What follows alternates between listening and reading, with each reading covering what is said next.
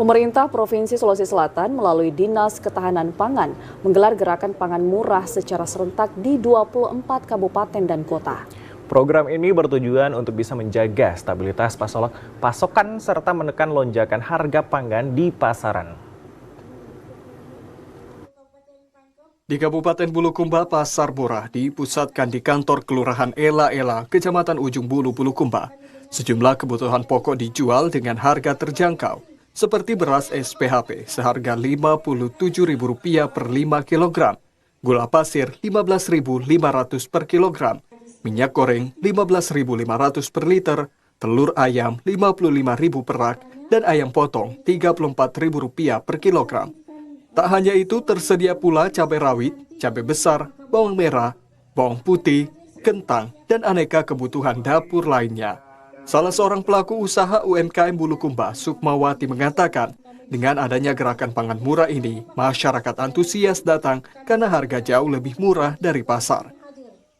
Alhamdulillah untuk saat ini masyarakat berbondong-bondong berbelanja di pasar ini karena acara ini karena di sini lebih murah dibandingkan di pasar.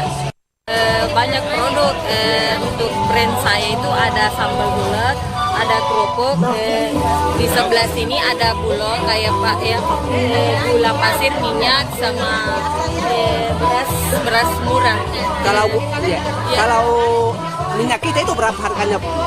Minyak kita itu harganya 15.500, gula pasir 15.500, kalau berasnya itu 57.000 per 5 kilo. Kehadiran pasar murah ini tak hanya membantu warga untuk memenuhi kebutuhan, tapi juga mendorong perputaran ekonomi lokal. Sementara itu, salah seorang warga yang datang untuk berbelanja mengaku senang dengan adanya pasar murah ini. Harganya lebih murah dari harga pasar yang sangat membantu bagi masyarakat. Beras, minyak, gula. Oh iya. Terus bagaimana harganya? Harganya beda 2.000 mungkin di pasar. Kalau di sini harganya berapa, Ibu? Kalau berasnya 57. 57. Iya, gulanya 15.000 sama minyaknya. Oh, minyaknya.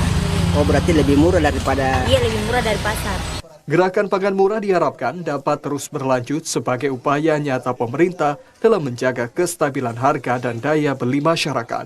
Dari Kabupaten Bulukumba, Musari Pardi melaporkan.